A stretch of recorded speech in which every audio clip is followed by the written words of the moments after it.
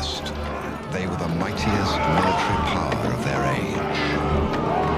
A force that vanquished armies, toppled empires.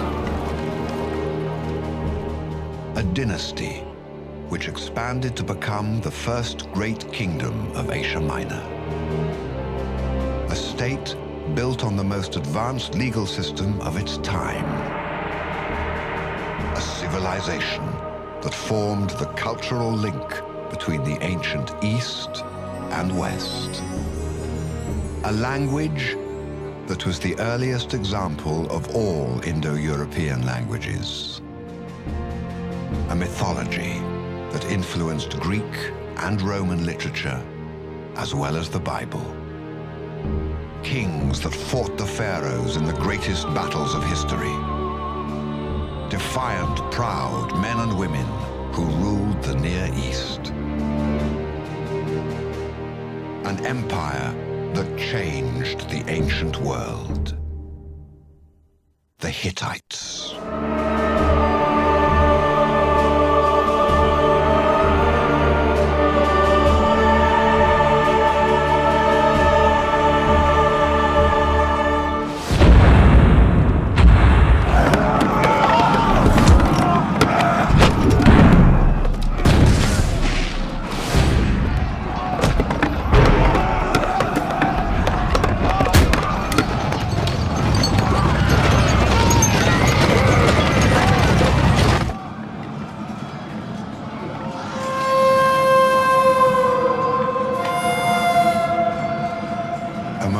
Battle is fought between the two superpowers of the day.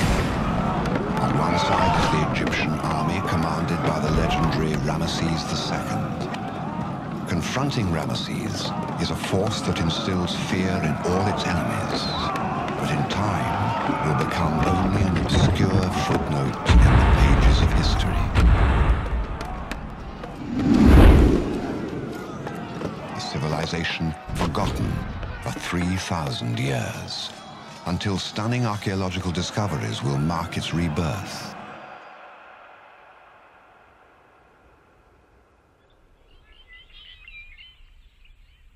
Asia Minor, today called Anatolia, a region covering the central and eastern part of Turkey.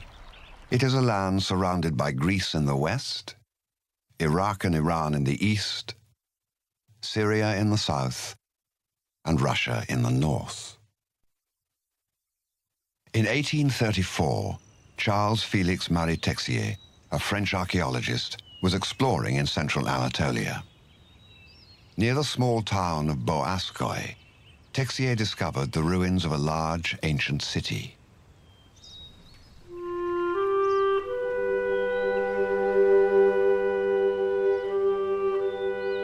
The mysterious city contained many walls and reliefs with strange hieroglyphic inscriptions. But at the time, the find generated little interest in the archaeological community. 40 years later, reliefs, statues, and stamp seals with similar hieroglyphics began turning up all around Anatolia and Syria. The intriguing discoveries pointed to a civilization with a common script and vast territory stretching from western Turkey to northern Syria. In 1876, Archibald Henry Sayes gave a groundbreaking speech to the Society of Biblical Archaeology in London. Sayes claimed that he had established a connection among all the monuments and was able to partially decipher one of the stone reliefs. He argued that the inscriptions belonged to the Hittites.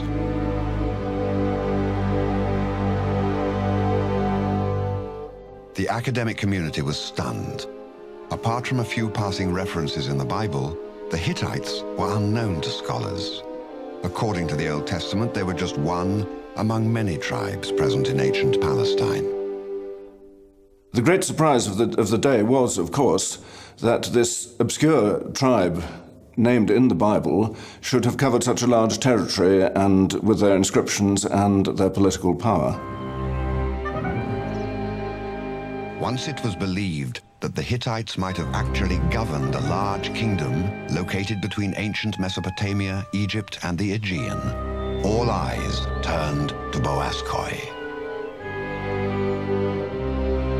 An excavation team led by Hugo Winkler and Theodore Macready began digging in Boazkoi in 1906. The team quickly unearthed many tablets written in cuneiform form, a script formed by pressing a reed stylus into clay to make wedge-shaped signs. These symbols stood for syllables and words that were read left to right. Many of the texts were composed in Akkadian, the international language of ancient times.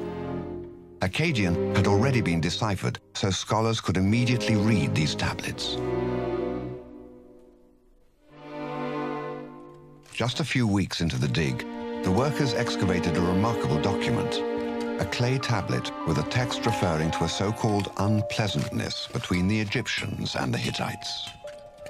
Closer examination revealed that the text was actually a peace treaty between the Pharaoh Ramesses II and Hattusa III of the Hittites, signed after the Battle of Kadesh.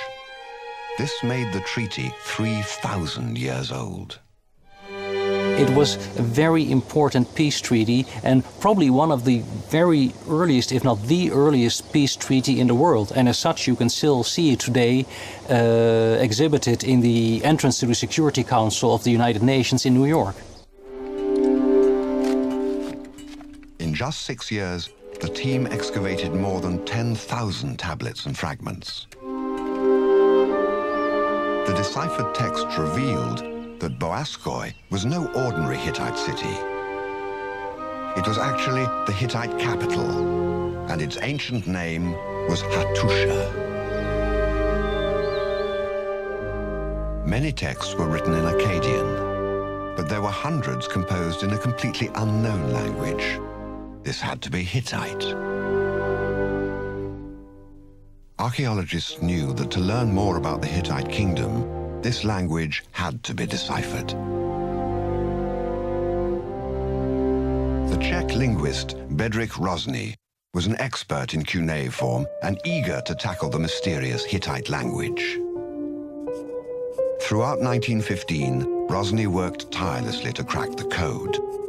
He deduced that Hittite displayed grammatical features typical of Indo-European languages such as English and German. One day, Hrozný succeeded in isolating the word for bread. He made the assumption that a phrase containing the word bread had to have words for eat and drink as well. He then deciphered a complete sentence.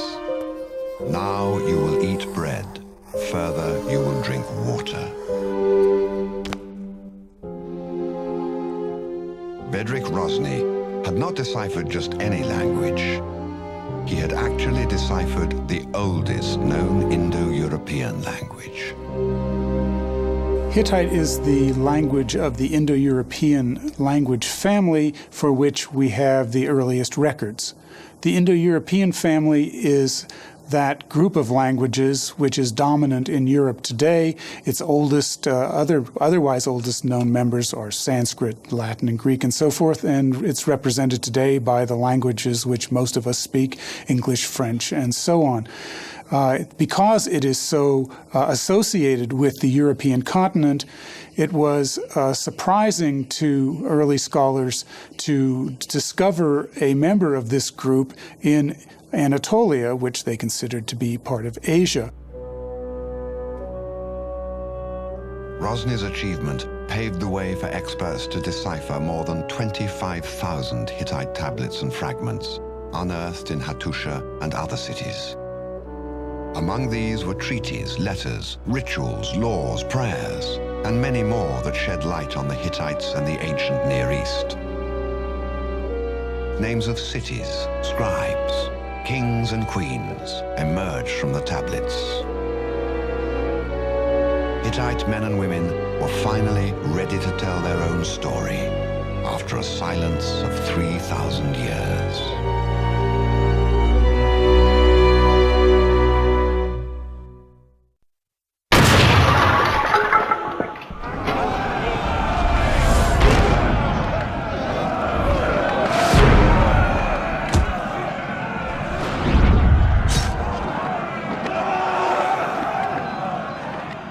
18th century BC, Anatolia was a land in chaos.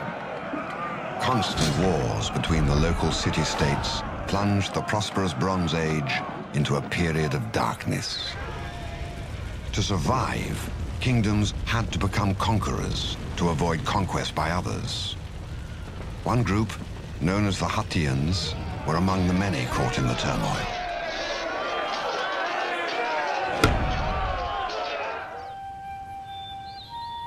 Along with the Hittites, another group inhabiting the region was a tribe of Indo-European speakers who probably arrived in Anatolia during the 3rd millennium BC.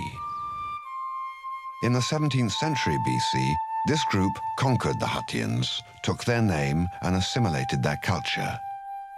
These were the Hittites. The Hittites belonged to one of the tribes of the Indo-European stock. From where and from which direction they immigrated into Anatolia are the still unsolved questions of Hittitology. The Hattians were living in Anatolia when the Hittites arrived there to settle.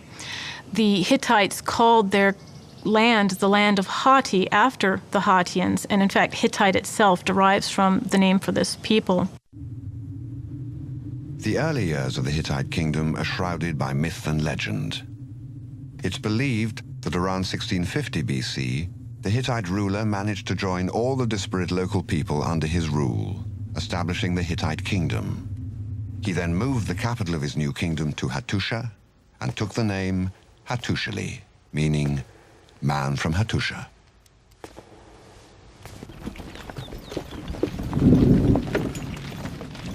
Surrounded by the hostile Azawa tribes in the west and the formidable Hurrian and Mesopotamian states in the southeast, Hattusili knew that he had to assert himself in the region. He immediately went on the attack. In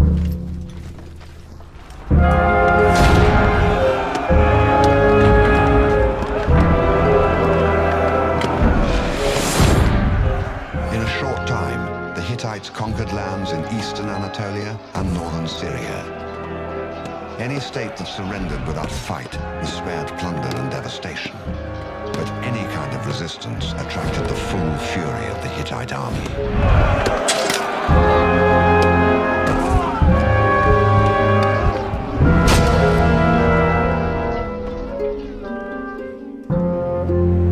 Hattusili was a shrewd politician who knew that military success had to be backed by strong propaganda. As his conquests grew, he nurtured a superhuman image of himself. His frame is new, his breast is new, his penis is new, his head is of tin, his teeth are those of a lion, his eyes are those of an eagle, and he sees like an eagle. Hattusili I was a master of self-promotion. The texts that date to his reign testify to this side of his character. He was the self-proclaimed lion, and he did everything he could to try and live up to this epithet, both in his military conquests and in his handling of the tumultuous internal politics of the kingdom. Under Hattusili's enigmatic, often ruthless rule, the young kingdom expanded. His military successes were forever embedded in Hittite folklore and annals.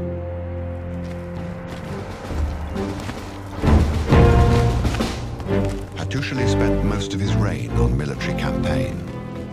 Once he secured the kingdom's borders, he set his sights beyond the Taurus Mountains, towards the enticing resources and ports of Syria. Against the approaching Hittite army, the Syrian states formed a coalition under the city-state of Aleppo, the most powerful in northern Syria.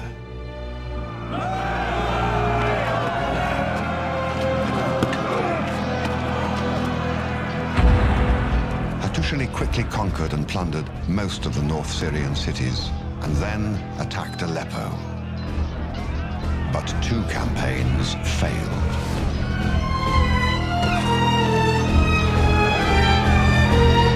Eventually, he abandoned all objectives in Syria and returned home. Hattusili's last campaign as a ruler had resulted in defeat.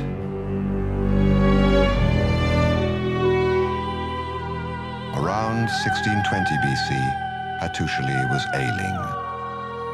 On his deathbed, the aging monarch proclaimed his grandson, still only a child, as his legitimate successor.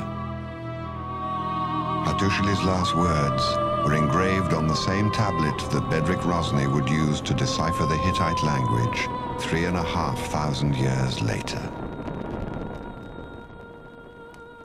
Laziamo Ari.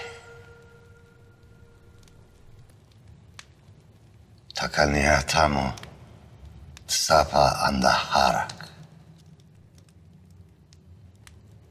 Nomo Takaniatamo Taknats. Pasi.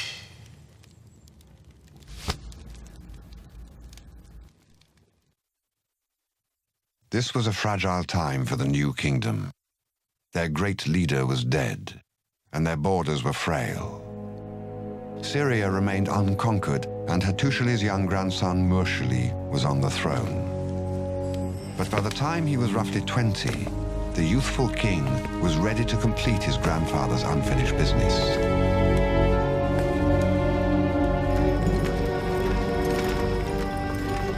Conquest of Aleppo had eluded Hattusili. After establishing control in Anatolia, Murshili marched to Syria and destroyed Aleppo. He then set his sights on a preeminent land to the southeast of Syria, Babylonia, the kingdom once ruled by the famous Hammurabi, the lawgiver.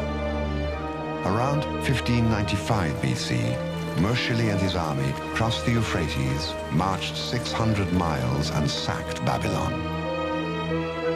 Murshili's victory put an end to the illustrious Babylonian Empire.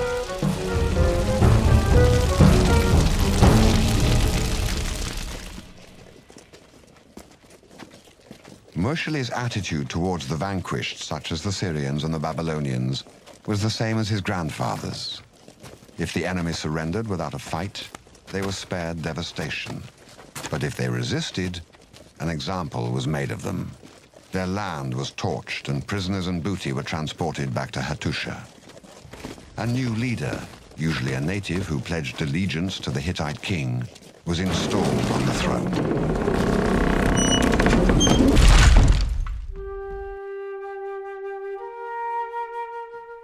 The Hittites assimilated the rich cultures of the many lands they conquered, but the core of Hittite culture remained rooted with the indigenous Hattian people.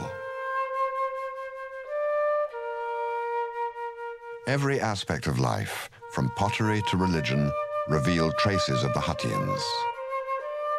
In this period, Hittite artisans, such as potters and seal makers, labored to create artifacts with images depicting scenes ranging from rituals to marriages.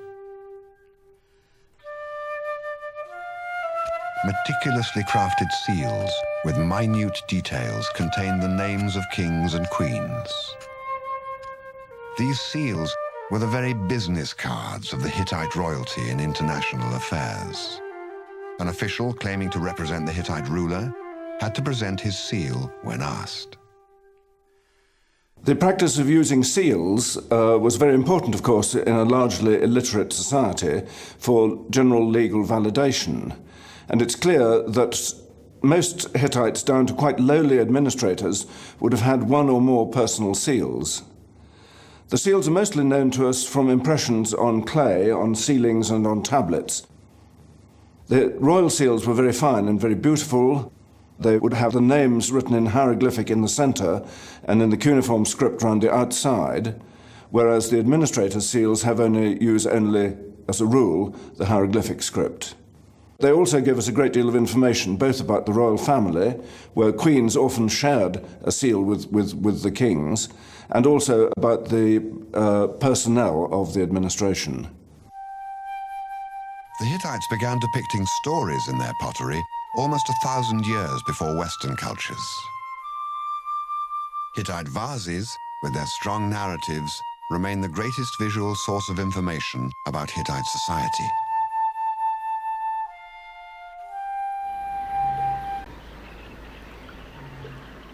The influence of Huttian culture was nowhere greater than in Hittite religion.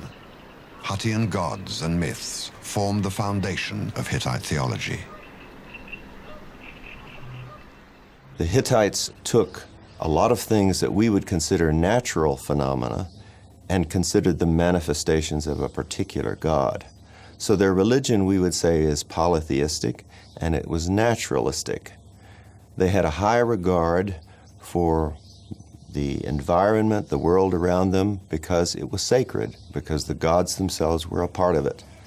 And their behavior, not only in the temples, but in daily life, had to reflect that same regard and reverence for all of life, which was to them religious. The storm god and the sun goddess, the divine couple, presided over a complex pantheon of gods linked with everything from war to agriculture. The gods were human in character. They could deceive, laugh, and make love, but they were immortal. In Hittite belief, gods depended on humans for offerings and devotion, while humans relied on their gods for comfort and wealth. Pleasing the gods ensured a good harvest and even military success. But neglecting or offending the gods brought upon the people the direst punishment, sometimes extending into the afterlife. The portrait of the afterlife is extremely pessimistic. The netherworld was cold and dark, and the poor dead eat only mud and drink dirty waters. The cause of the gods' wrath could only be discerned with complex oracles. Anything from examining the entrails of an animal or the flight pattern of birds could help elicit information from the gods. Some tablets even contain diagrams of migratory paths for future reference. Once the oracles revealed the reason, the gods' anger could only be appeased with rituals and offerings. Many Hittite tablets contain strict instructions for rituals. From the texts, the Hittites emerge as a very religious and pious people. But on the other hand, they never lost reality or practicality out of sight. For example, when a king had to conduct a ritual to solve, say, a medical problem, he would have to send a bull hundreds of miles away. He would lay his hand on it, and the evil would flow from him into the bull, and the bull would have to be adorned with ribbons, etc. But then at the end, the text says, well, it's a long journey. If the bull dies on the way, just take a new one, put all the stuff of the dead bull on him, and bring that one to it. The Hittites developed their religion by absorbing and embracing the gods of all the lands they conquered. New deities and temples were constantly added to the Hittite religious realm. The Hittites themselves probably originally had a smaller nucleus of gods.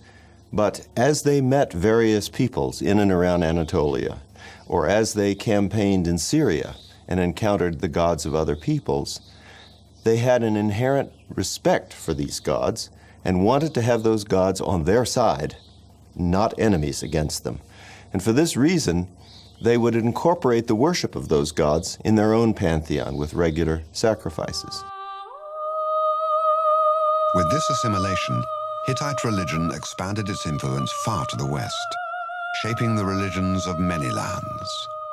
In time, the Hittite storm god would evolve into the Greek Zeus and the Roman Jupiter. In the end, the Hittite pantheon would become so complex that the Hittites would be called people of 1,000 gods.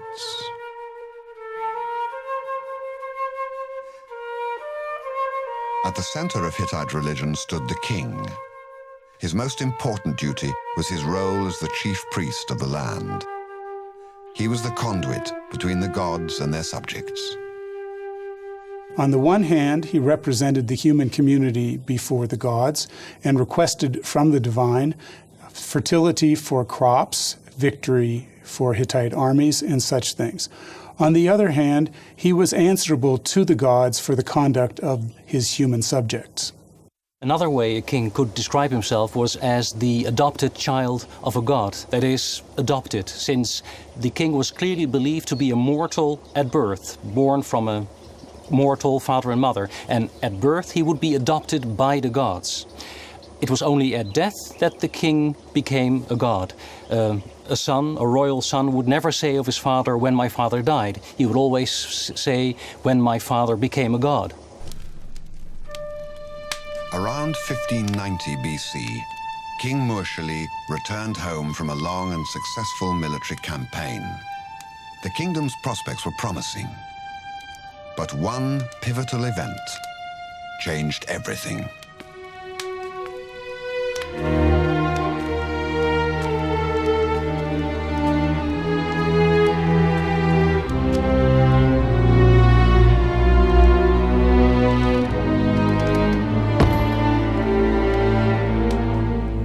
The assassination of Mursili by his brother-in-law plunged the kingdom into a period of chaos.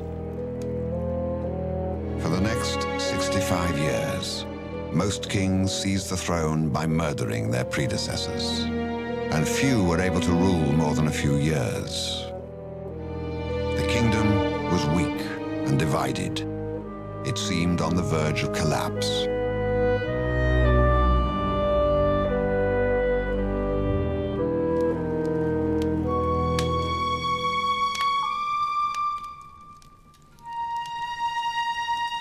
By the time King Telepinu ascended the throne in 1525 BC, the kingdom had lost most of its territory to the west and the east.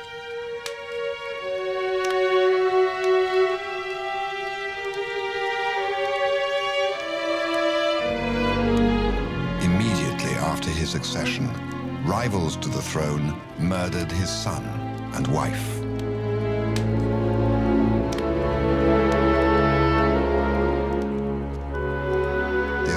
Were caught and scheduled for execution. But in an extraordinary demonstration of restraint, Telepinu did not execute the conspirators. Instead, he banished them from the land. He witnessed the havoc that was wreaked in his kingdom in the previous generations by mutual reciprocal striving for the kingship and assassinating other people. And so when he came to the throne, his main concern in his reign was to stabilize the Hittite kingdom, to restore unity in the royal family, and to see to it that there was a regular form of royal succession in the future. Hattusas antesial pat. Let a prince, a son of the chief wife, become king. If there is no prince of the chief wife, let the son of a second wife become king. But if there is no prince, no heir, let them take a son-in-law, husband of a daughter of the first wife, and let him become king. Telepinu recorded the rules of future royal succession in one of the most important documents in Hittite history. It has become known as Telepinu's Proclamation.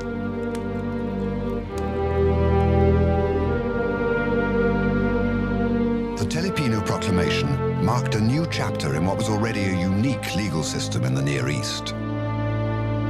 Unlike its contemporaries, Hittite law was based on compensation rather than retribution. The laws, with their 200 provisions, covered many aspects of Hittite life, from marriage to agriculture. It was a dynamic legal code, evolving and undergoing reform as conditions changed and new cases arose. One of the aspects of Hittite law that I find most fascinating, which is unique in the ancient world, is that they kept a record within the law itself of any changes that they made, any modifications. You might have a law that would run something like this. If a man breaks another man's foot, he used to pay 50 shekels, but now he pays 25 shekels. Any subject of the kingdom or even of the vassal states in distant lands, could complain of injustice and obtain a fair ruling. The king's instructions to his governors and his family members were clear. Into whatever city you return, summon forth all the people of the city. Whoever has a suit, decide it for him and satisfy him. Do not make the better case the worse, or the worse case the better. Do what is just. The Hittite laws were the way the Hittite king implemented the desire of the sun god to protect weaker classes of people. And that is why I do not consider it a restrictive law in the bad sense, but rather restricting the extreme cruel treatment that could otherwise have been meted out to people who didn't have protection. The laws were just, though the punishment for breaking them was often quite severe. If someone contests the judgment of the king, his house will become a ruin. If someone contests the judgment of a dignitary, his head will be cut off. Telepino also took a new approach to foreign policy. He avoided protracted military campaigns and signed the first ever Hittite treaty with the land of Kizzuwatna. Other Hittite kings would adopt his strategy, and in time, Hittite treaties would become as effective as his military. Treaties were very important to the Hittites. In a sense, they were the glue which held together the Hittite Empire. In fact, of all the treaties which have come down to us from the ancient Near East, more than half were found in the Hittite archives. Telepinu stabilized the kingdom and established peace, even if it was only temporary. The growing military might of Egypt in the south and the new Hurrian state in the east, the kingdom of Mitanni, made future military conflicts inevitable.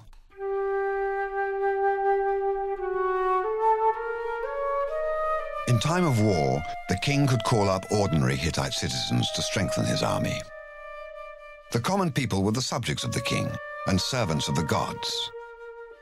Few Hittite texts directly describe the everyday life of the citizens.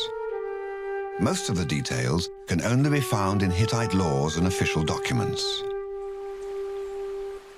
While the upper and middle classes lived in large urban centers, many of the common people lived in scattered villages, sometimes far from the cities.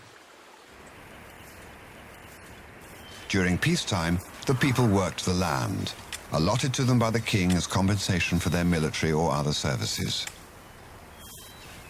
Agriculture and animal husbandry were the economic backbone of the kingdom. The rural areas produced the food for the whole country.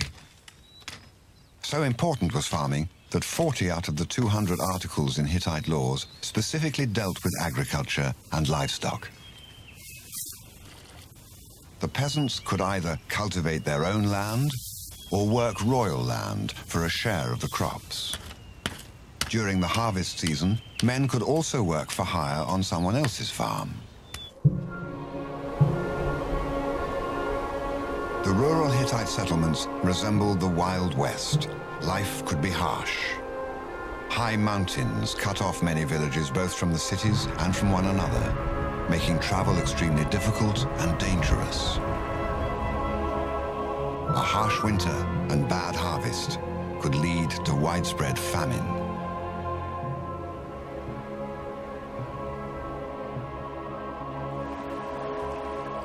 When the weather allowed travel, the farmers brought their goods to the Hittite marketplaces set up around the major cities and temples.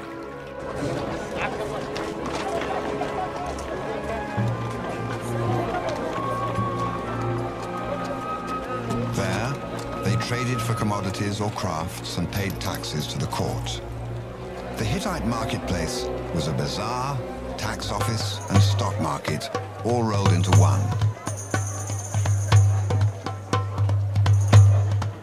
Cosmopolitan in many ways, these bustling marketplaces were filled with people, both local and foreign, combing the streets for merchandise. It was even a good place to meet your future spouse. Hittite marriages were formed by strict agreements by which the men paid the woman's family what was called a bride price. The woman's role in the relationship was determined by her husband's wishes as well as her own strength of character.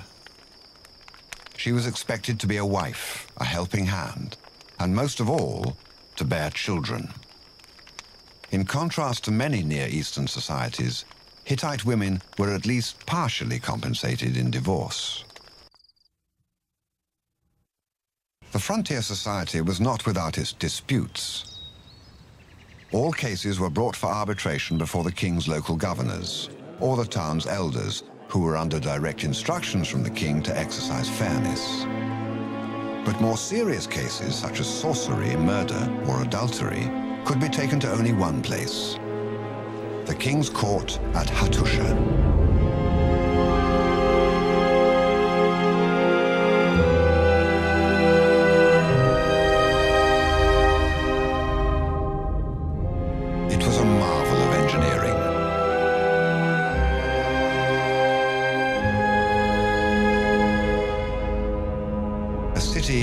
Literally carved out of rock. Its temples, houses, and the royal citadel stretched over an area of 400 acres, much larger than ancient Troy or Athens. Surrounded by imposing natural fortifications and miles of walls, it was considered impregnable. As the religious, economic, and administrative center of the land, it was one of the most important cities of the ancient world and the pride of the Hittites.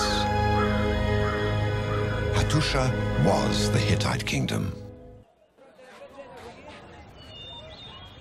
Hattusa was divided into two districts, the lower and the upper city. Armories, archives, temples, government buildings, and grain depots that served the entire kingdom were all located in the capital. The king resided in the fortified citadel with his immediate family. Many of the important buildings, especially those with religious functions, were constructed on rock outcroppings. Huge crags were leveled to accommodate houses. For them it was apparently no problem to shape rocks and cliffs in the way they wanted, and they put houses on almost every rock outcrop, every rock knoll you see here in this city. An ordinary Hittite structure was erected on a stone foundation with sun-dried mud bricks strengthened by a timber frame. The roofs were made of beams covered with reed and plaster. The Hittites were masters of stone, sometimes shaping blocks weighing more than 15 tons. Special bronze tubes were used to drill holes in the stone for the wooden framework. In some walls, the stone masonry was so fine that it is still impossible to slip a sheet of paper between two stones. Hittites were also able to shape and move huge blocks, especially the blocks you see at the city gates, but also blocks in the temples. For example, the largest block used in the big temple weighs about 40 tons. And they were able to shape them and to move them, most probably with sledges and also with big wooden beams, and moving them slowly, actually the same way as it was done in Mesopotamia and also in Egypt. The Hittite engineers also designed a complex network of clay pipes that brought in water from the 7 springs surrounding the capital. The water was collected in artificial ponds and distributed to houses through neighborhood fountains. In an age when most societies lacked sanitation, many Hittite houses were fitted with a drainage system connected to sewer mains beneath the streets. The clay pipes had access holes for cleaning. Any damaged part could just be disconnected from the main system and quickly repaired. First and foremost, the Hittites were warriors, and their city was designed to make this clear to anyone who traveled to the capital. They surrounded Hattusa with massive stone walls that stretched for miles, with watchtowers and security tunnels located every 60 feet. The city could only be entered through 8 primary gates, which were heavily guarded and fortified. The gates could only be approached by steep ramps that were flanked by walls and 2 towers, one outside and one inside.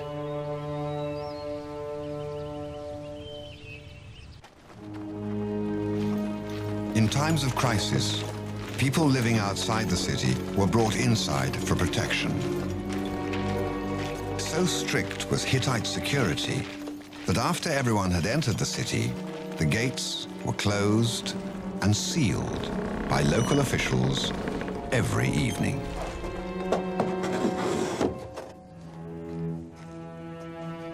The seals were checked first thing in the morning to determine if Hattusa had been infiltrated by the enemy or their spies.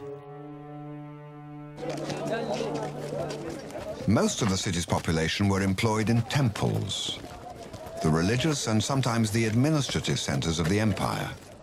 The artisan workshops, the protective deity statues, and the official archives of the kingdom were all located there.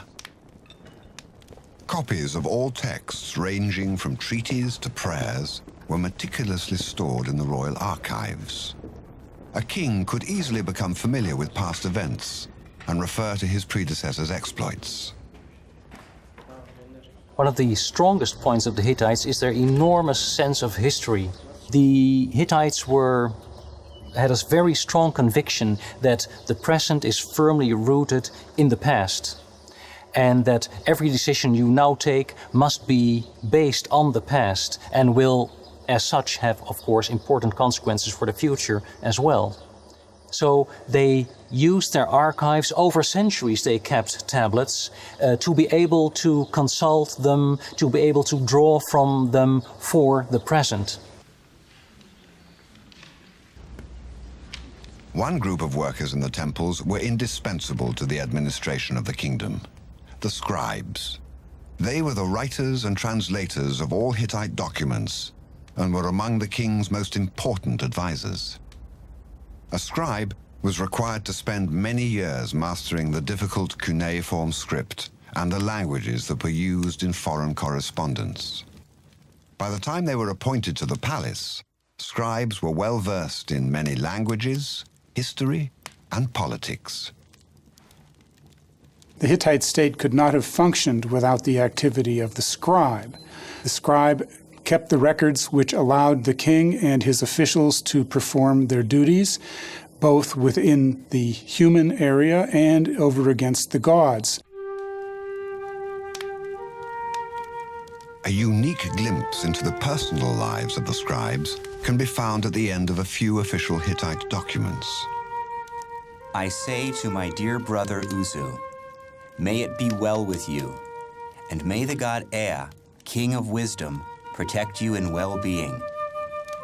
Presently, things are going well in your household, and everything is fine in regard to your wife. My dear brother should not worry at all. May my dear brother send greetings back to me. Say to my brother Himuili, in regard to what you wrote me about your sons-in-law, I've taken your point and will speak about it in the palace.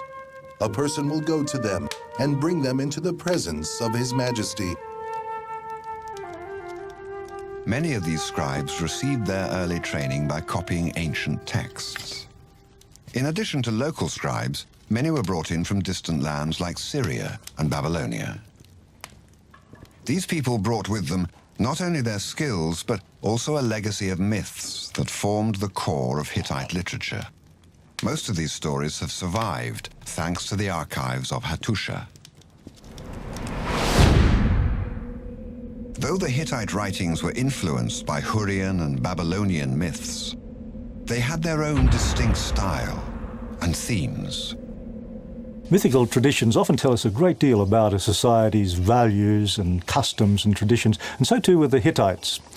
Abhorrence of incest, the violation of family loyalties and the rules of hospitality, the behavior of wayward gods, all these find their echoes in Hittite mythology.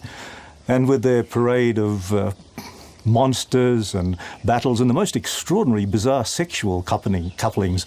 All these things must have had enormous appeal at all levels of Hittite society. With their strong narratives and entertainment value, these myths passed down from generation to generation. Many of them even influenced Greek and Roman myths as well as the Bible. The Hurrian myths translated into Hittite, which are poetic epic, have enormously close links with early Greek poetry, absolutely unmistakable links, nobody would deny them, to the extent that the early Greek poets must in some way have had contact with these stories of the origin of the kingship of heaven and the battles between the gods, because we have them on the one hand in the Hittite Hurrian versions from Hattusa, and on the other hand they appear in the early Greek poet Hesiod, and indeed as a background to the Homeric epics. The year was 1400 BC, a century after the death of King Telepinu. The Hittite kingdom enjoyed a period of relative peace and prosperity, but it was not to last. Egypt formed a military alliance with the kingdom of Mitanni and invaded Hittite territory in Syria. Lands in the east became disobedient. Azawa states in the west rebelled. These attacks from three sides shook the kingdom to its very foundations. But they were nothing compared to the assault that the Hittites would face from the north.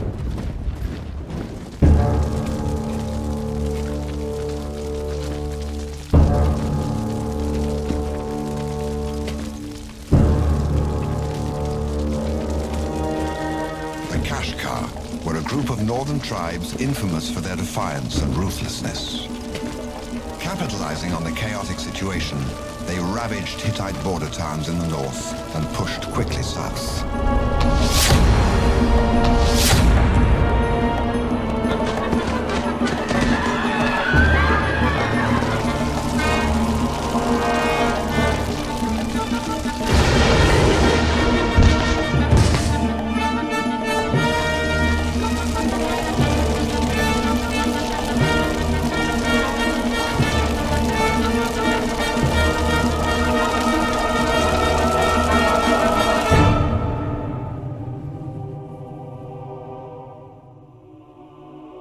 Even Hattusa could not withstand the Kashgar onslaught.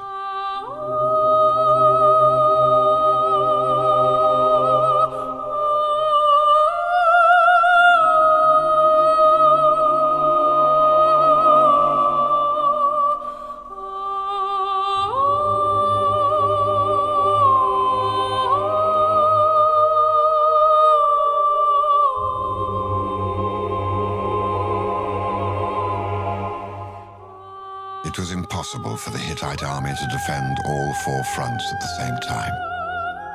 In just a few years, the kingdom lost most of its possessions, retaining only a small piece of land in central Anatolia.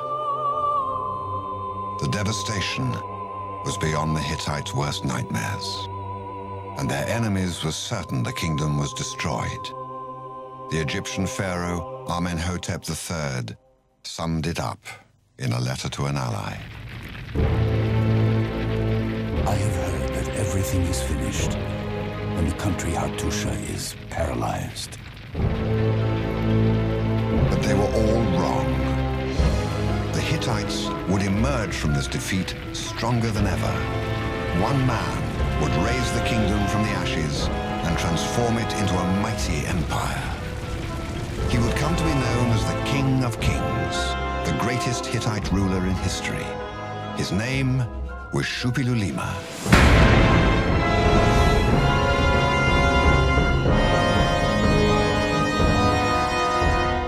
Shupilulima was raised to be a fighter. He was a battle-hardened soldier and a skilled politician who carefully planned his every move.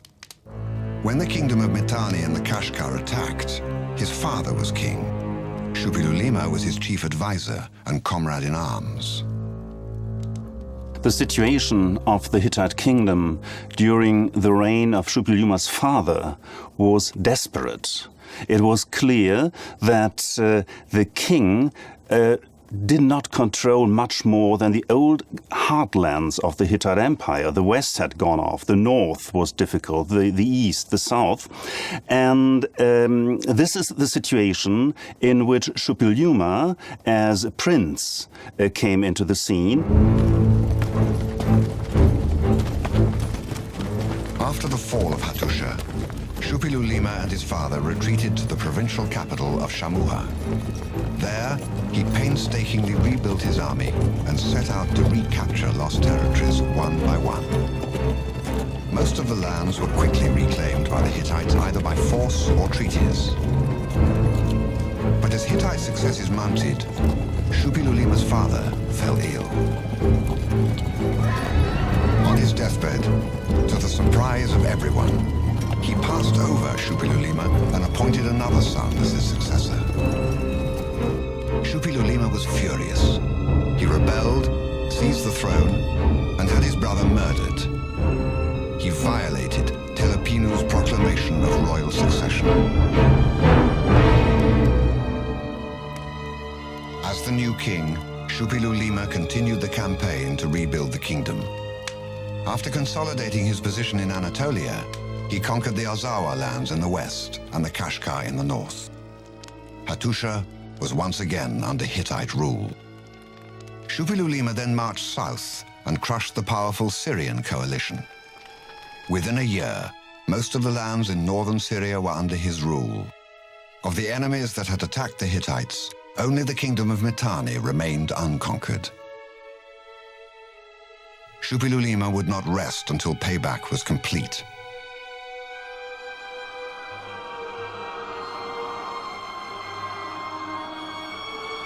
In a relentless campaign, he attacked the Mitanni kingdom and subjugated all small states loyal to it.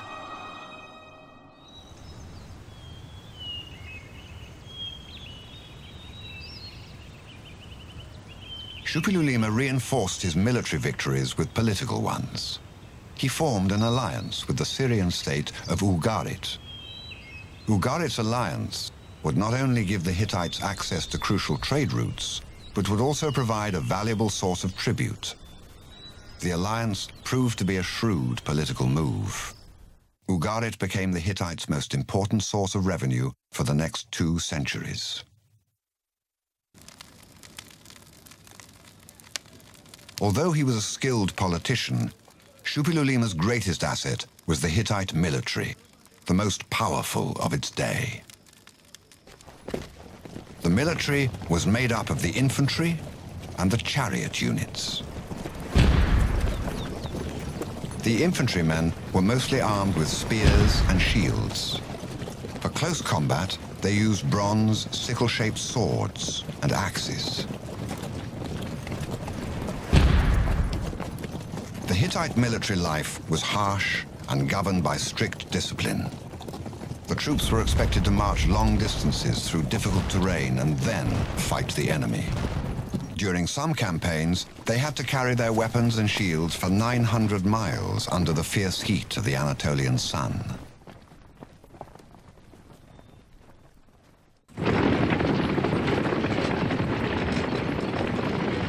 The elite unit and the pride of the Hittite army was the chariot force. The chariot force was the most powerful weapon the Hittites had, charging into battle at the beginning and often ensuring victory before the battle had barely begun.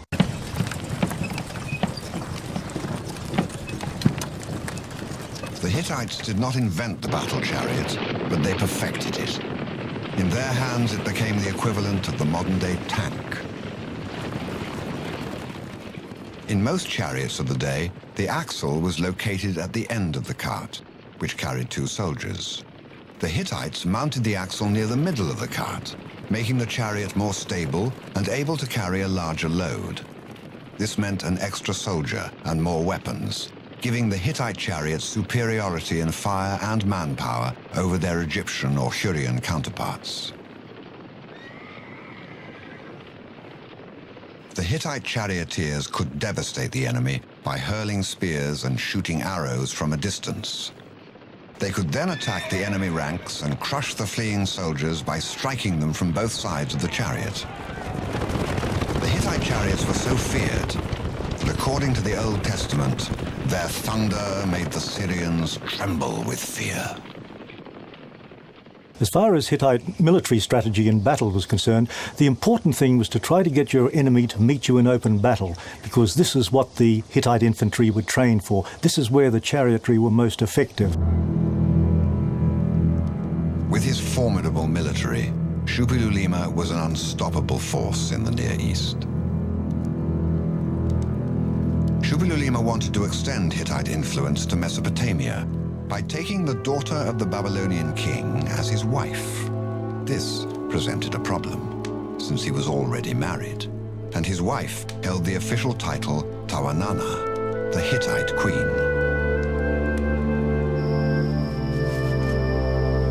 Shupilulima's solution that would enable him to marry the Babylonian princess was simple. He dismissed his wife, the mother of all his sons, from the capital and banished her into exile.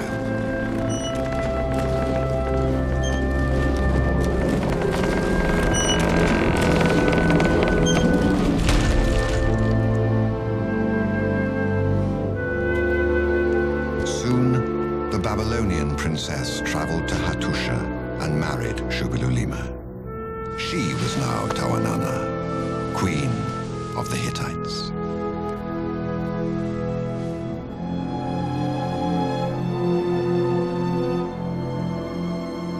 After nearly 20 years of rule, Shupilulima had achieved dominance over the entire region.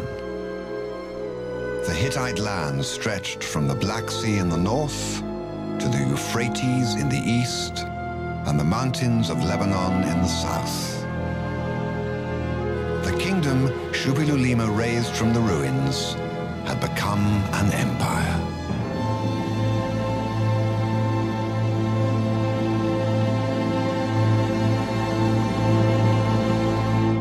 Shupilulima still remembered the devastation his kingdom had endured under his enemies.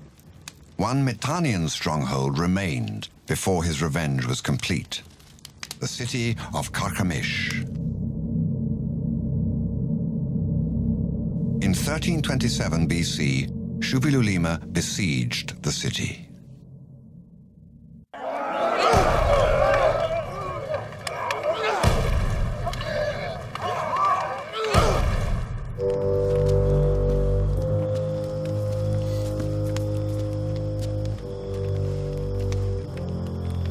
As he waited for the city's surrender, a messenger brought a letter from Egypt. It was to mark the beginning of one of the greatest mysteries in ancient history.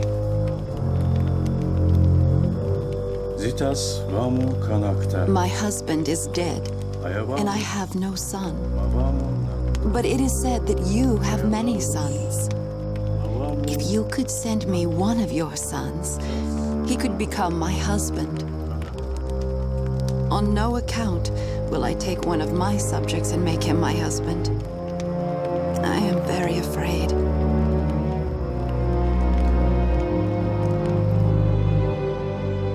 The author of the letter was the Egyptian queen Ankhesenamun. Her dead husband was none other than the boy king of Egypt, Tutankhamun. Shupilulima must have been stunned. I mean, here is Egypt being given to him on a golden platter, a thing that he never dreamed of. And of course, that must have pricked the pride of some of the Egyptians, whether in ancient times or modern times. Why would an Egyptian queen ask to marry a Hittite king's son? Why would she send a plea to her country's greatest rival? Suspicious that he was being deceived, Shupilulima dispatched his chamberlain to Egypt to meet with Ankhesenamun. Meanwhile, he captured Carchemish and returned home for the winter. The following spring, Shupilulima's chamberlain returned with an angry letter from Ankhesenamun. Why did you say they deceived me? Had I a son, Would I have written about my own and my country's shame to a foreign land? I have written to no other country. Only to you I have written. They say you have many sons, so give me one of yours. To me he will be husband. In Egypt he will be king. It was almost too good to be true. A Hittite prince would sit on the Egyptian throne, and the Hittites would become the greatest power of the known world. Persuaded, Shupilulima sent his son to Egypt to marry Ankhesenamun.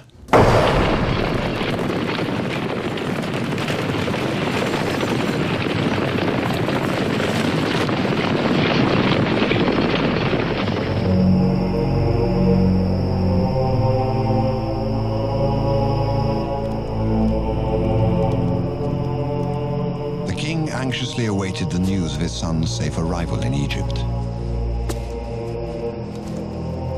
But none came.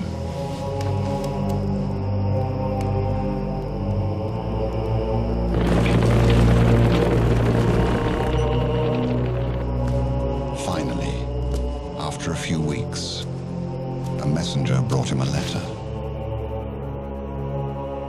The prince was dead.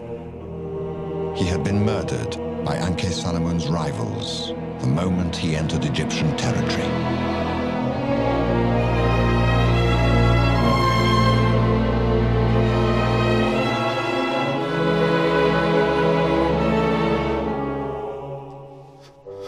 Siones, qui quid ier?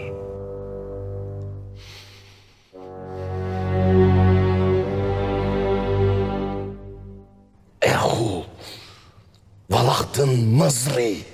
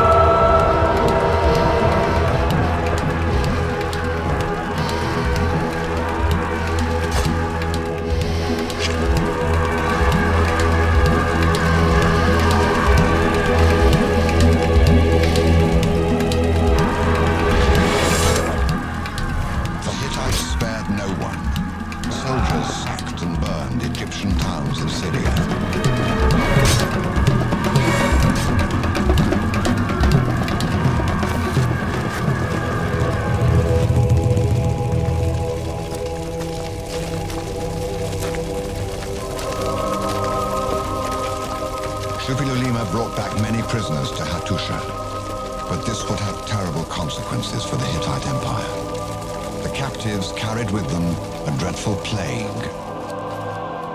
The disease spread rapidly, decimating the population.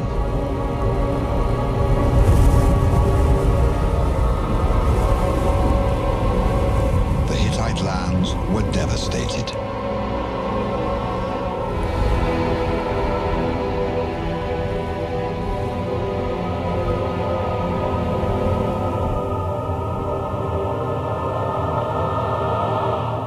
We have no idea of the nature of the plague beyond the fact that it was brought to Hatti by Egyptian prisoners of war.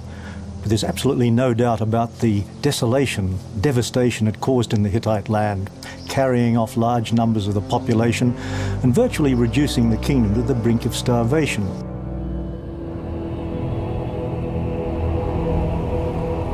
As the Hittites prepared for a major conflict with the Egyptians, terrible news came from Hattusa. In 1322 BC, the 22nd year of his reign, King Shupilulima died from the plague.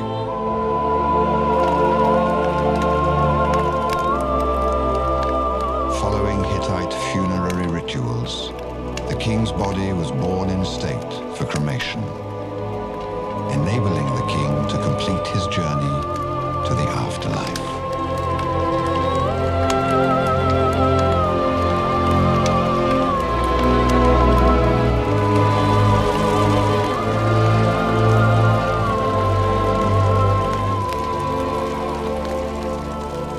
Among the mourners at the funeral was the king's Babylonian wife.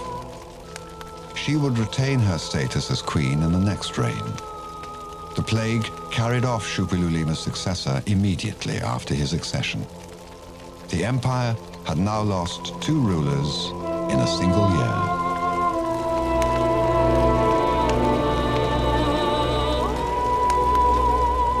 Power now rested on the shoulders of Shuppilulima's youngest son. Moshili II inherited the most powerful, but also the most vulnerable empire in the Near East.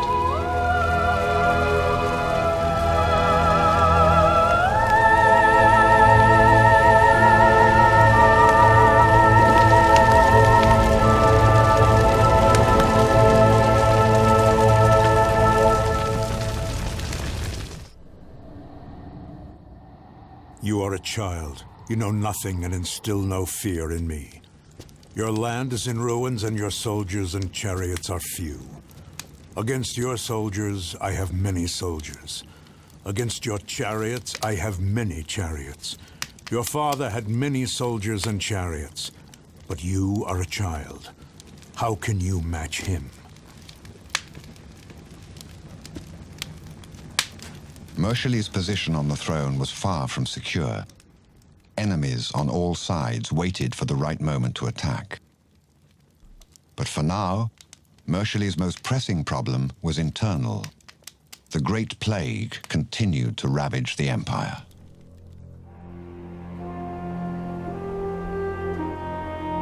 What is this, O gods, which you have done? A plague that you have let into the land of Hatti. All of it is dying, so no one prepares sacrificial loaves and libations for you. The plowmen who used to work the fields of the gods are dead. The plague is no way over, so men keep on dying in the Hatti land. As for me, the agony of my heart and the anguish of my soul I cannot endure anymore. For whatever reason people are dying, let that be found out. Storm god of Hatti, my lord, save my life. I kneel down to you and cry out, have mercy. Let this plague be removed from Hatti.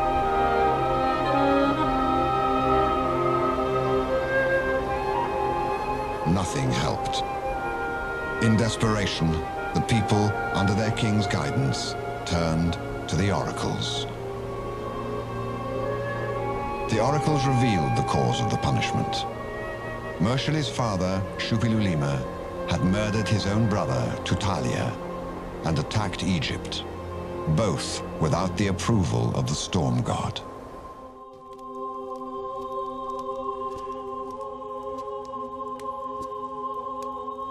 Storm god of Hatti, my lord, you gods, my lords, it is true that man is sinful. My father also sinned and transgressed against the word of the storm god of Hatti, my lord.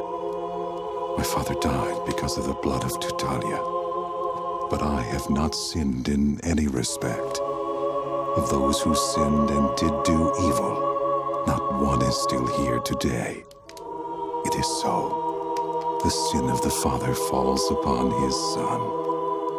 So my father's sin has fallen upon me. On behalf of the land, I am now presenting you, the gods, my lords, with a gift on account of the plague. I am making restitution. May you, the gods, my lords, be well disposed towards me once more.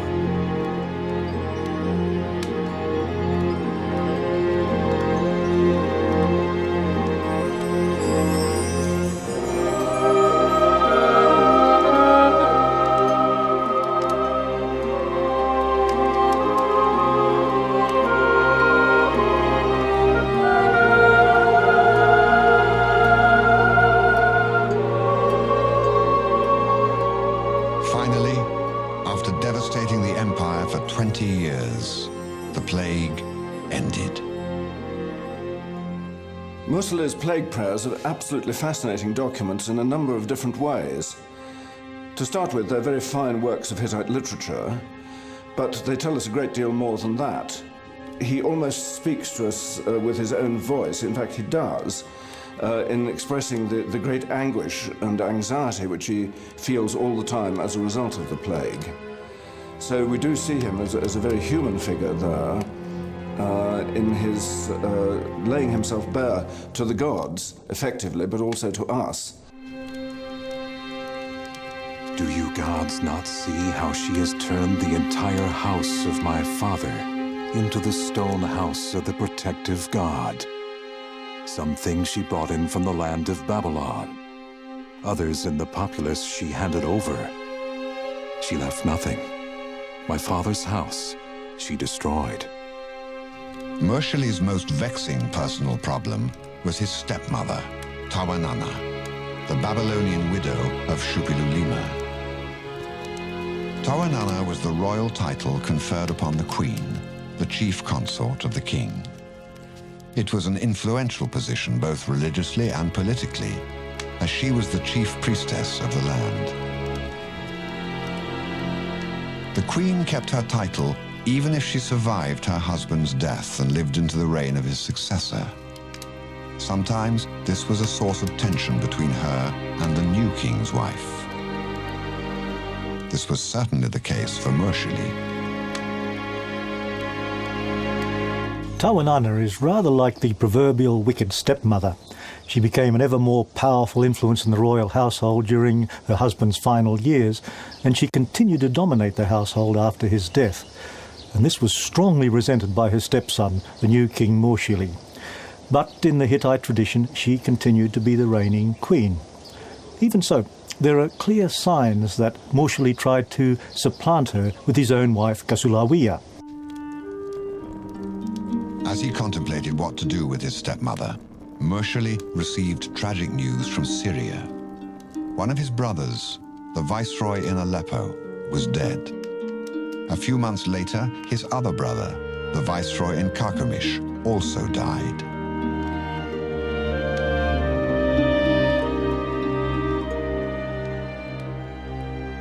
In the 9th year of his reign, Mursali had lost his two most important supporters.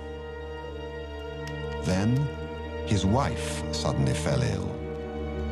Despite all his pleas to the gods and oracles, her condition deteriorated. The Hittite physicians were helpless. No one could diagnose her illness. Foul play was suspected.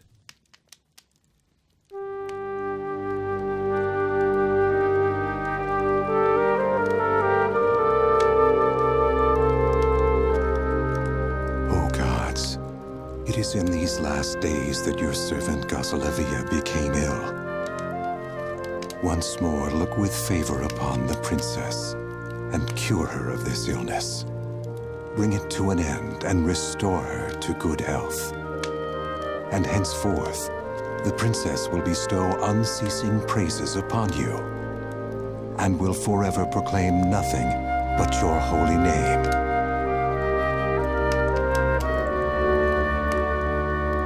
But within a year, Mursali's wife died. The king was devastated. My punishment is the death of my wife. Throughout the days of life, my soul goes down to the dark netherworld on her account. For me, it has been unbearable.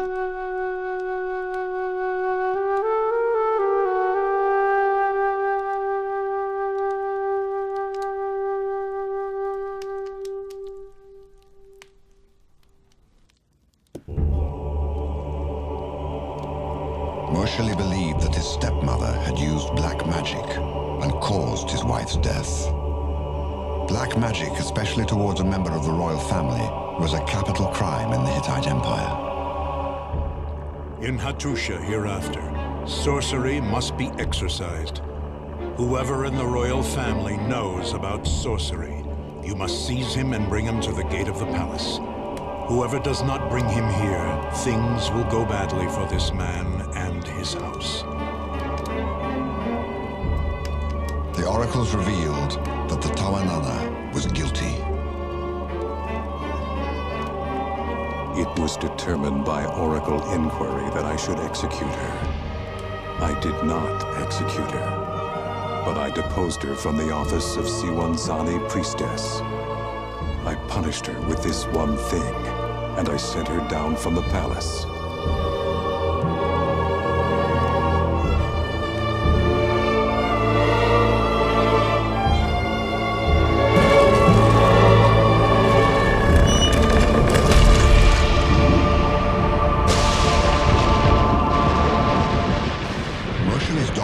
Indicate that he was suddenly struck with a speech affliction that perhaps was symptomatic of a more serious ailment caused by years of strain and grief. I traveled to Tiukanu. A storm burst forth, and the storm god thundered terrifyingly. I was afraid. Speech withered in my mouth, and it came forth somewhat haltingly. One asks oneself, how could a man bear this kind of accumulated tragedy? The responsibility that he felt for his people in the plague, the apparent attack of the gods upon him, and then the death of his own dear wife. He must have had enormous resources to draw upon. It gives us great respect for him as a person and lifts him out from among all the other kings as someone that we can all relate to, because we all know a little bit of what it feels like to have tragedies that he had, but nothing like the magnitude. Mursili had ascended to the throne at a young age. In the face of adversity, he had managed to maintain the Hittite Empire at the forefront of the Near Eastern stage. By conquering the western lands, he expanded the kingdom to its greatest borders. Despite all his personal loss, he had made Hattusa the equal of Babylon and Thebes.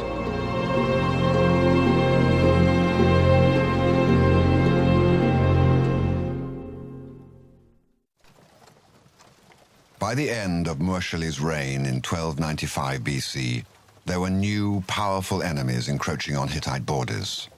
Assyria in the east coveted new possessions in Hittite territory. But the greatest threat was from the south.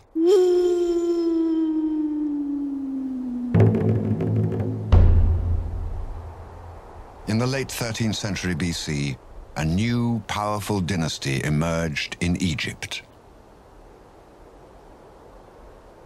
In 1279 BC, 16 years after the death of Mursili II, the accession of the third king of the 19th Egyptian dynasty marked a turning point for the Near East. This new ruler would become the mightiest pharaoh in Egypt's history. He was Ramesses II.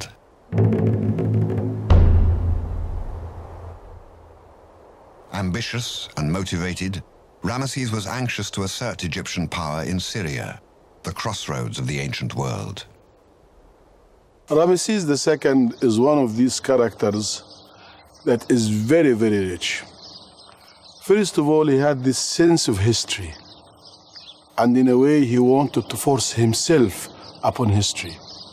And he also dreamt of measuring up to his great predecessors, such as Thutmose III, the Napoleon of ancient Egypt, or even his father, Seti I.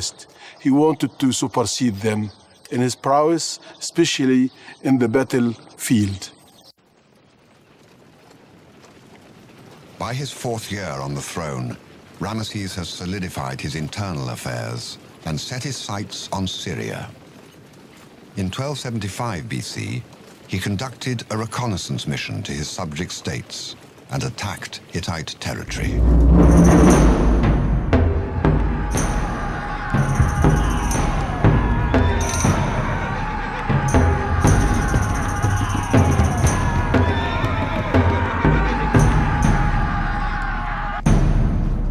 Ramesses saw that Egyptian vassals were loyal, Hittite power seemed weak. The conquest of Syria could begin. Ramesses' rival in Syria was the Hittite ruler, Muwatalli, the 22nd king of the dynasty and Mursali's oldest son.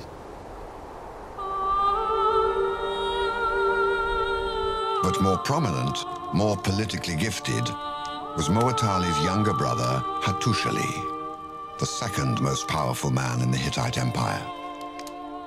Hattusa was the youngest son of Mursali.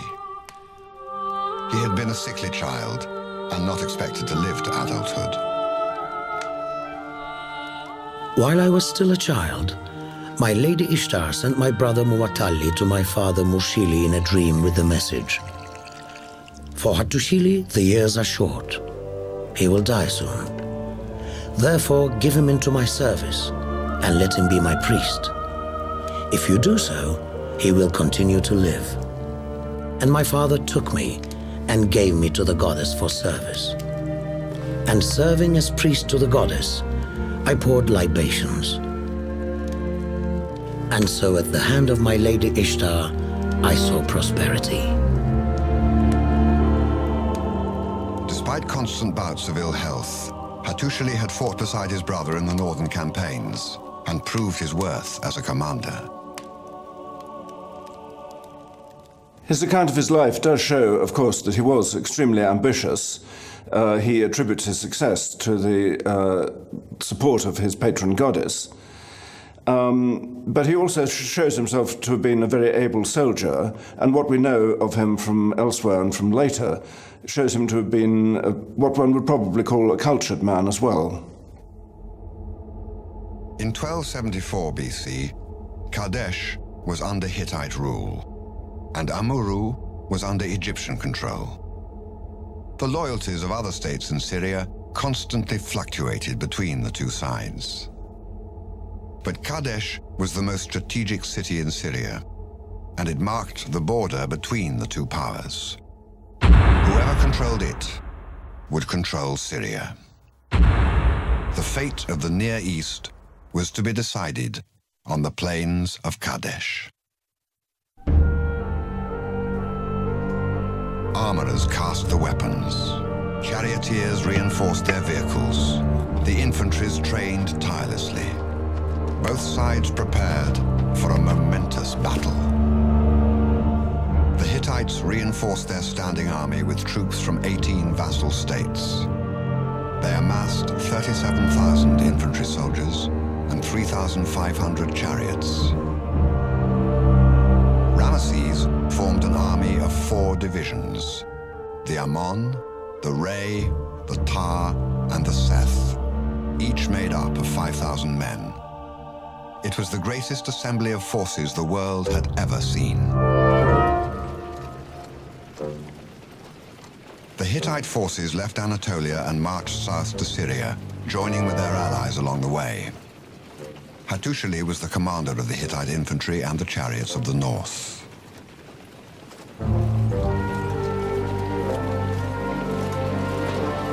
Ramesses led his Ammon division north up the coast of Palestine.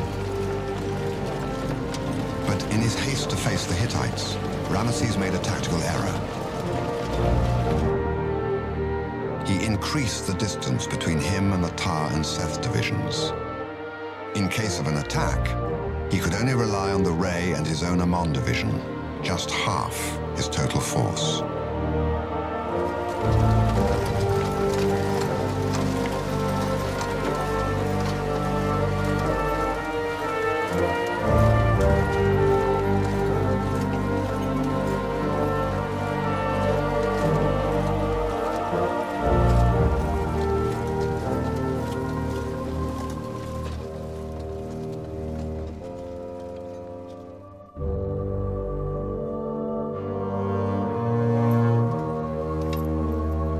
In May of 1274 BC, a month after leaving their capital, the Egyptians were 10 miles from Kadesh.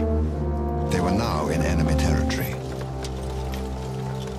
But the Hittites were nowhere to be seen. As Ramesses prepared to cross the Orontes River at Shabtuna, his forces captured 2 Bedouins.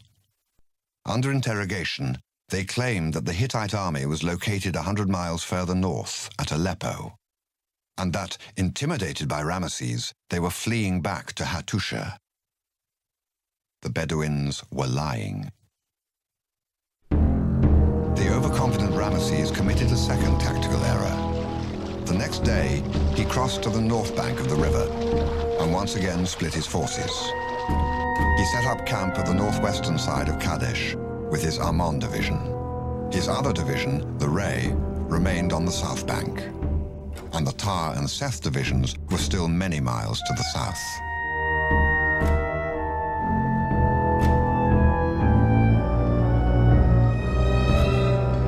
As Ramesses' royal pavilion was erected near Kadesh, his troops captured 2 Hittite spies. Under torture, the spies talked. Behold, the ruler of Hatti has already come, together with the many foreign lands that he brought as allies. See, they are poised, armed, and ready to fight behind Old Kadesh. The Hittite army was actually south of the river and ready to attack the Ray division. Ramesses had been fooled. The Pharaoh quickly dispatched 2 officers to warn the Ray division, which was still marching towards his camp. But they were too late.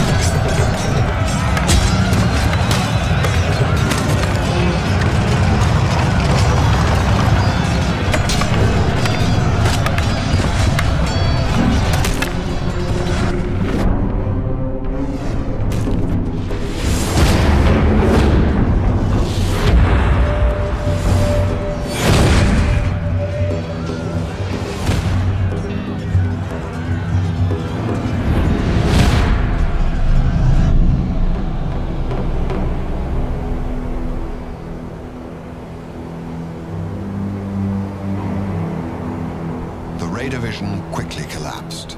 Survivors rushed towards Ramesses' camp in panic with the entire Hittite army in pursuit. Only the Ammon division stood between the Hittites and total domination of Syria. Hattusa and his brother were confident of the outcome.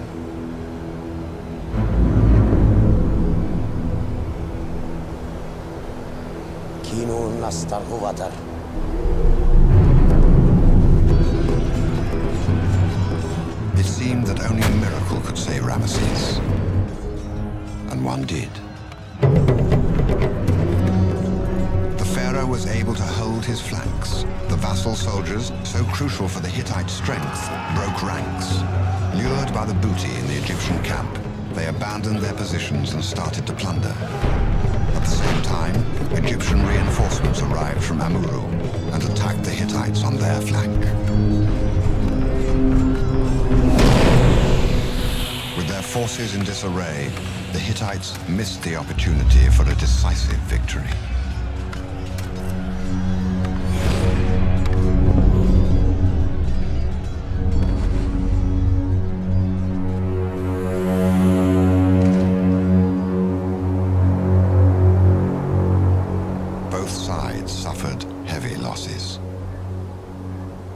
At the end of the day, I think there was a stalemate between the Egyptians and the Hittites. You see, the Hittites have lost most of their chariots, and the Egyptian infantry was in a bad shape. On the other hand, the Egyptians kept their chariots, and the Hittites had their infantry almost intact. So both kings shrewdly thought that this can go on, and there was not going to be a winner. Ramesses withdrew his forces to Egypt. With their chariots immobilized, Muwatalli and Hattusa could not pursue the pharaoh. Although the Hittites missed their chance for total victory, they had destroyed half of the Egyptian army at Kadesh. Shortly after, the Hittites recaptured Amurru and Abba, the site of modern Damascus, re-establishing Hittite rule in the region. Tensions, however, would remain high for the next 16 years. The Battle of Kadesh discouraged the Egyptians to continue a policy of expansionism. For Ramses personally, most likely it ended a dream of fame and prestige. But the Egyptians had no problem with that. The royal ideology made sure that the king was always successful. After the confrontation with the Hittites, Ramesses adorned the walls of his temples at Karnak, Luxor, Abydos, and Abu Simbel with reliefs depicting his version of the battle. Thanks to his detailed portrayal, the Battle of Kadesh remains the most completely reconstructible battle of ancient history, despite the bombastic depictions. I slaughtered them. I killed them wherever they were. And one called to other, "This is no man who is among us. This is Seth the Mighty. Baal is in his limbs. His deeds are not the deeds of a man. Never before has one man alone, without foot soldiers and chariots, defeated hundreds of thousands." Ramesses' biased version would be the only historical source for the battle for 3,000 years. But the Hittite tablets, excavated in Hattusa in the 20th century, painted a more accurate portrayal of the battle and its aftermath. After the Battle of Kadesh, Hattusa embarked on his journey back towards Hattusa. On his way, he stopped in the holy city of Lower Zantia to honor his protective goddess Ishtar. There, he met the daughter of the local priest. 25 years his junior, she was a priestess also serving Ishtar. She was young, elegant, and charismatic. Her name was Puduhepa. For Hattusa, it was a match made in heaven.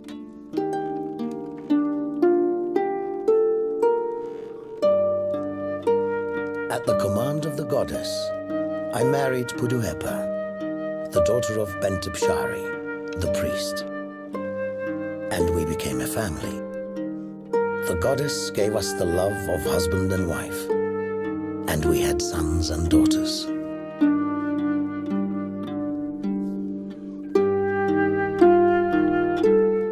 Puduhepa was not only a devoted wife and mother, but in time would become the most prominent Hittite woman in history.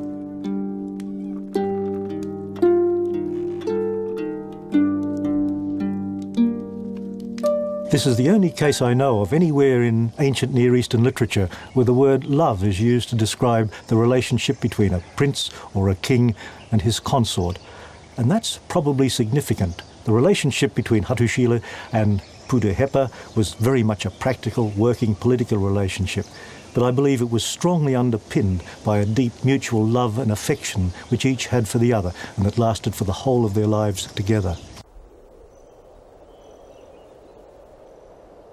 2 years after Kadesh, around 1272 BC, King Muwatalli died. The king's son and Hattusha's nephew, Uriteshub, now sat on the throne. Hattusa was the ruler of the upper land. But from the start, it was an uneasy relationship. Ur-Hitteshub was leery of his uncle's increasing power and saw him as a potential threat. 7 years after his accession, Ur-Hitteshub stripped Hattusili of most of his lands and titles. Hattusili's reaction was swift. Ta'akansa.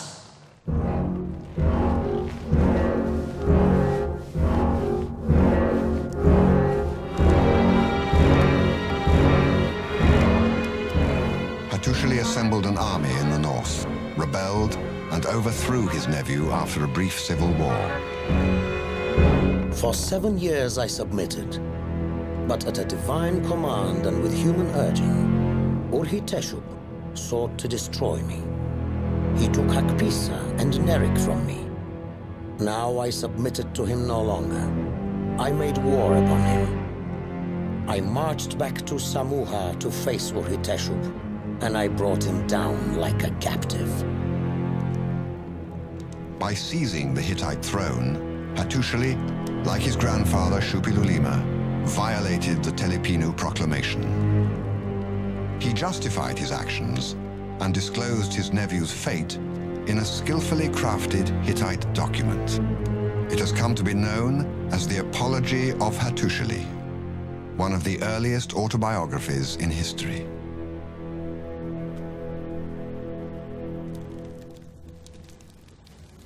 Mahan mamukan. Ur-Hitteshubas enisan sianus asolanausta. Nuasma arsaniat numu uwai udas. He took away from me all my subjects. He would have planned another and would have proceeded into the land of Karadunia. But when I heard of the matter, I arrested him and banished him across the sea. Perhaps one of the most extraordinary documents in the whole Boyarsky archive is the so-called Apology of Hattusili, so-called because it is his defense of his usurpation of the throne. And in it he gives an account of his early life, which is perhaps almost unparalleled in its detail. The Apology is the earliest text in which we have a sustained self-defense of a particular individual's activities over a lifetime. Around 1267 BC, Assyria gained strength in the east. Ramesses II was into his 12th year as pharaoh, and Moses was supposedly leading his people out of Egypt in the biblical Exodus. In the land of Hatti, Hattusili, now Hattusili III, was king, and his wife, Puduhepa, was beside him as the queen. For the Hittites, it was a time of peace and prosperity. Hattusili's first order of business was to establish strong political ties with his neighbors. Royal marriages and treaties were the best ways to do this. As the First Lady, Puduhepa functioned as royal matchmaker, organizing the marriages of her family members to foreign kings. She exchanged letters with vassal kings and even had her own seals for correspondence. She became a constant presence in many affairs of the kingdom, sometimes presiding over legal cases and advising her husband in foreign affairs.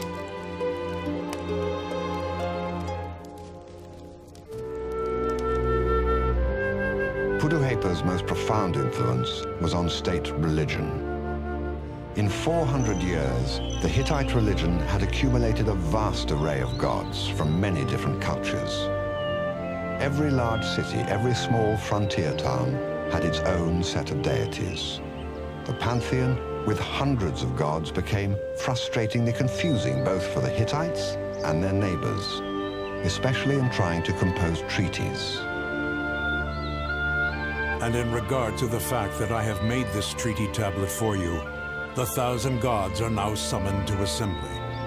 They shall observe and listen and be witnesses. The sun god of heaven, the sun goddess of Arina, the storm god of heaven, the storm god of Hatti, the storm god of the army, the storm god of Nerik, storm god of Aleppo. The list went on and on. As chief priestess of the empire, Puduhepa, with the encouragement of her husband, ordered the collection and cataloguing of religious texts. She revised rituals and organized the many deities in the pantheon.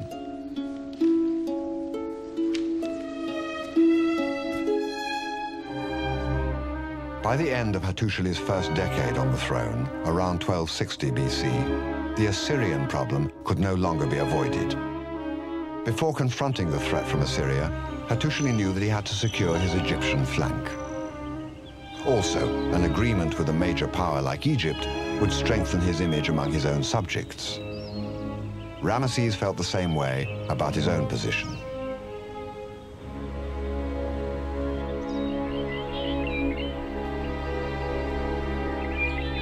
So, in 1259 BC, after decades of hostility, the king of Hatti and the Pharaoh of Egypt signed a peace treaty. The Hittite version, containing the seals of Hattusili and Puduhepa, was composed in Akkadian and sent to Egypt. There it was translated into Egyptian and carved on the walls of the temples at Karnak and the Ramesseum.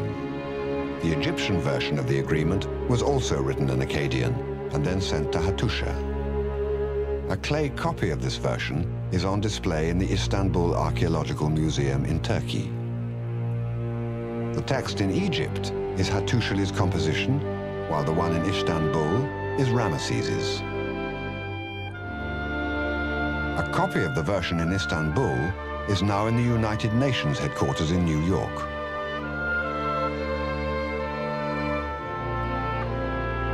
Ramesses, the great king, king of Egypt, has made himself in a treaty upon a silver tablet with Hattusili, the great king, king of the land of Hatti. He is my brother, and I am his brother. He is at peace with me, and I am at peace with him forever.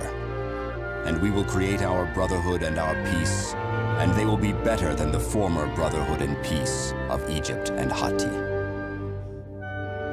Both sides would honor the agreement.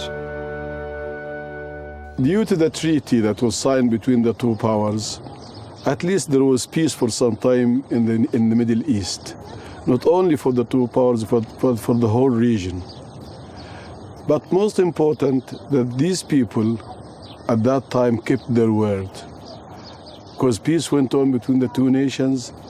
This also gave the opportunity to Ramesses II to embark upon his ambitious program of building. That's why we have his buildings all over the place. The peace treaty initiated a correspondence between the courts of Ramesses II and Hattusili III that would yield more than 100 letters, 15 of them addressed directly to Puduhepa. Thus says Nefertari, great queen of Egypt, say to Puduhepa, great queen of Hatti, my sister. I, your sister, am well. My land is well. May you, my sister, be well. May your land be well. One interesting exchange concerned Hattusili's sister. Thus says Hattusili, the great king, king of Hatti. Say thus to Ramesses, great king of Egypt.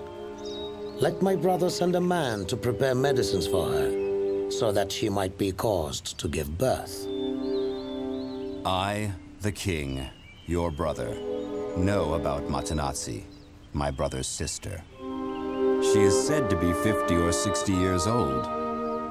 It is not possible to prepare medicines for a woman who has completed 50 or 60 years so that she might still be caused to give birth. Puduhepa knew that the best way to secure relations with Egypt was to make Ramesses their son-in-law. However, the arrangement was delayed due to a fire in Hattusa.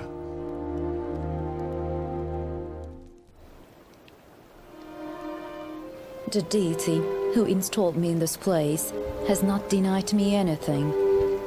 You, as son-in-law, will take my daughter in marriage. My sister, you promised to give me your daughter. That's what you wrote to me. But you have withheld her. And now you are angry with me. Why have you not now given her to me? Do not withhold the daughter from me any longer. I have indeed withheld my daughter. You will not disapprove of it, but you will approve of it. At the moment, I'm not able to give her to you. As you, my brother, know, the storehouse of Hatti is a burned structure. The daughter finally arrived in Egypt and entered Ramesses' harem. Ramesses II was now Hattusili III's son-in-law. Egyptian artists immortalized the event on a wall at the entrance of Abu Simbel. The Egyptian-Hittite correspondence is really a very remarkable collection of letters. And I think it emphasizes to us, which we see from many periods of history, the greater importance of personal contacts in international diplomacy. Here are two kings that were adversaries before. They met a lot on the battlefield, but now they call each other brother. Here are two queens. One of them writes to the other one, calling her sister. This adds to the human touches that sometimes you don't get from the official or formal inscriptions or letters. In a way that gives us an idea what peace can do. And it strengthens our belief in the goodness of human nature. In his later years, Hattusili stabilized his borders with a series of campaigns, holding the Assyrians at bay, and began a massive building program in Hattusa. The Great Temple was enlarged. Many new temple buildings were added to the upper city, and the construction of the religious sanctuary at Yazilikaya was begun. Some of these projects were expanded and completed during the reign of his son, Tudhaliya IV.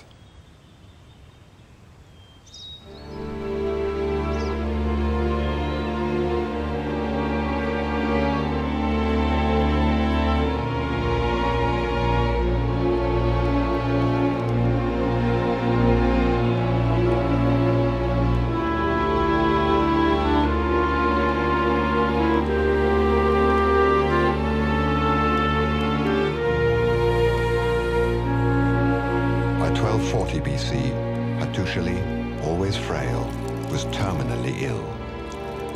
Puduhepa took over most of his official duties and did everything she could to alleviate his suffering. She asked Ramesses for Egyptian physicians, consulted oracles, and begged the gods.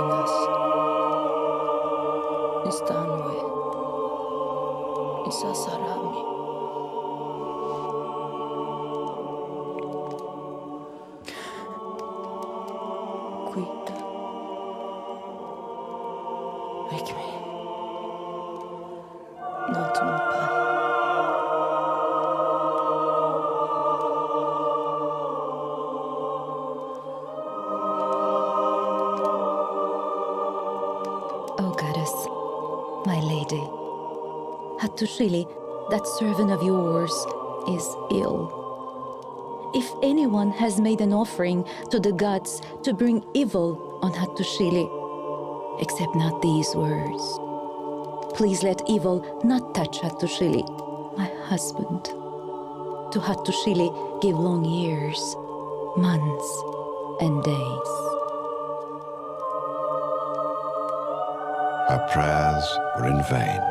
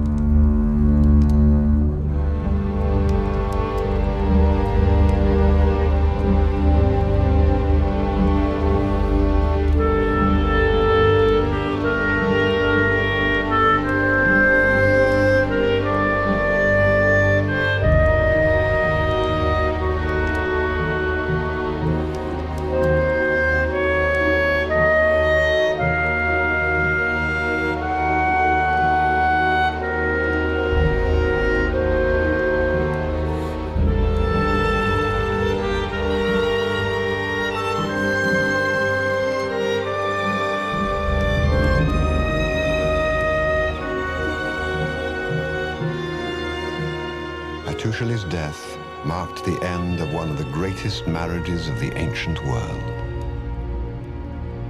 Puduhepa continued as queen into her son's reign and lived to be an old woman.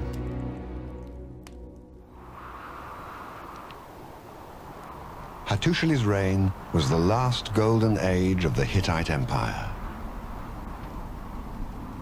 The kingdom was now faced with the impending danger from the Assyrians in the east, as well as from the growing power of the vassal states in the south and west. During and after the reign of Tutalia IV, Hattusili's son, dynastic rivalries, drought and famine crippled the empire. The Hittites lost their grip on their vassal kings. In less than 30 years after the death of Hattusili, the 450-year-old empire was reduced from the mightiest force of the Near East to a kingdom barely clinging to its existence. Its fall was to be as swift and puzzling as its rise.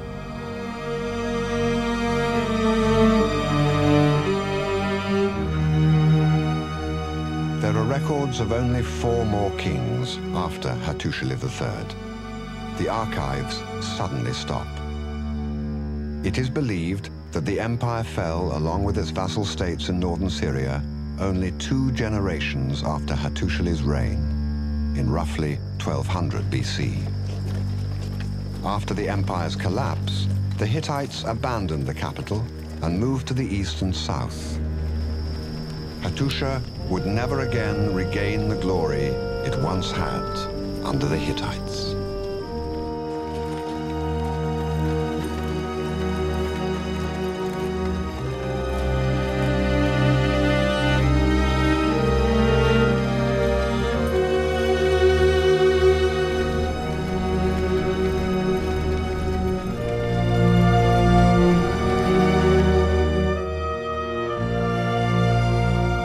The collapse of the Hittite Empire was also the end of the Bronze Age in Anatolia. It was the beginning of a new era, a dark age of 3 centuries, followed by the Iron Age and Greek, Roman, Byzantine, and Turkish settlements on Hittite lands.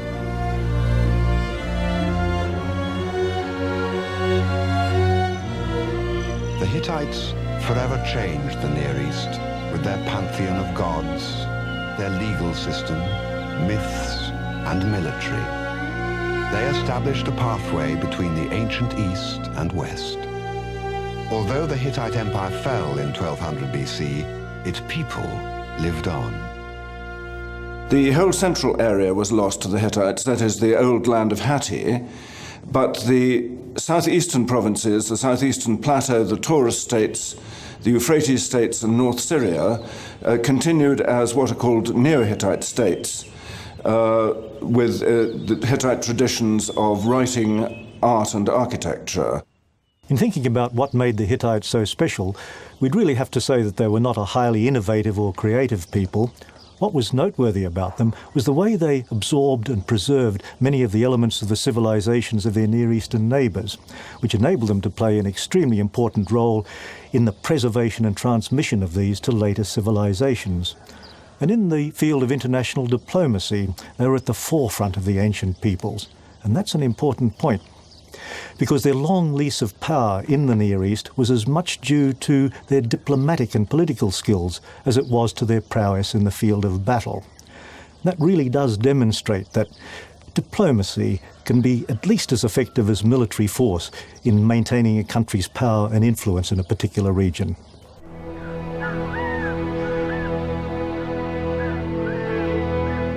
The Hittites left an indelible mark on the Near East. Every part of Turkey resonates with their monuments, artifacts, and inscriptions.